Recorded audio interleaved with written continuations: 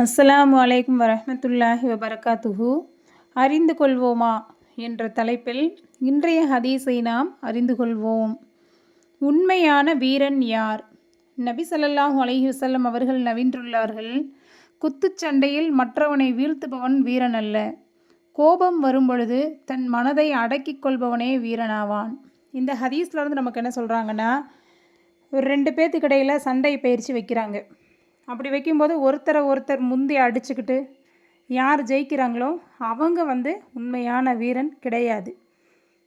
உண்மையான வீரன் யார் அப்படின்னா, யார் கோபம் வரும்போது தன்னுடைய மனசை கட்டுப்படுத்தி அமைதியாக இருக்கிறாங்களோ அவங்க தான் உண்மையான வீரன் அப்படின்னு சொல்லி நபி ஸல்லல்லாஹு அலைஹி வஸல்லம் அவங்க சொல்லியிருக்காங்க.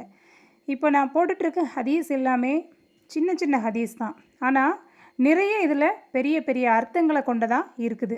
அதனால் இதை பார்க்குறதுல யாருமே அந்தளவுக்கு ஒரு கவனம் செலுத்துறது இல்லைன்னு நான் நினைக்கிறேன்.